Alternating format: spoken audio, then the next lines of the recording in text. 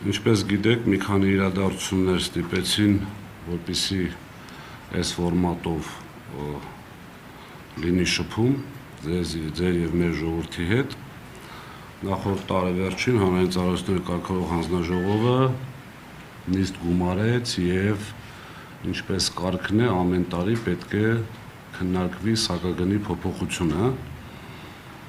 եւ հայտարարվեց, որ հետ սպառողների համար սակագինը չի բարձրանում, բայց այստեղ կան մի քանի խնդիրներ, էներգո համակարգի ամբողջ ուրեմն բալանս, այսպես ասած, ունի եւ մինուսներ եւ պլյուսներ, այսինքն ինչ որ կազմակերպություններ ունենում են մինուսներ ֆինանսական, ինչ որ կազմակերպություններ պլյուսներ։ Հիմա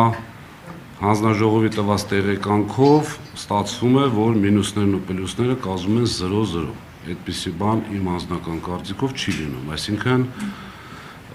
մաթեմատիկական որևէ հաշվարկով չի կարող լինել 0-0։ Ինչ որ որոշակի թիվ պետք է լինի։ Երկրորդը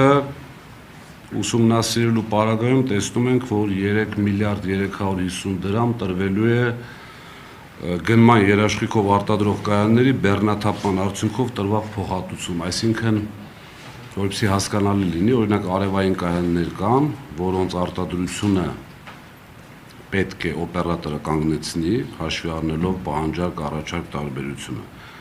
Այսինքն որոշակի ամիսների, որոշակի ժամերի արտադրությունը լինում է ավելի շատ, քան սպառումն է, որը խնդիր է առաջացնելու, եւ այդ կայանները այսպես բեռնաթափելու, անջատելու պայմաններում կայանների սեփականատերերը ստանալու են փոխհատուցում, որը սակագնի մեջ ներառված է։ Այս գալիս ենք այն մտքին, որ երկու ատոմակայան էինք ստեղծել, փաստորեն երկու ատոմակայանը,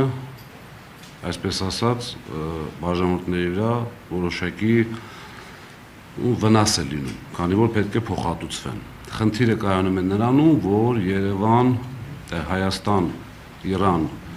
400 կիլովոլտ գիծը դեռևս պատրաստ չի։ Եթե պատրաստ լիներ, սրա խնդիրը չէր լինելու եւ այդ գծով հոսանքը արտահանվելու էր Իրան։ Հաջորդ խնդիրը, որ ուզում եմ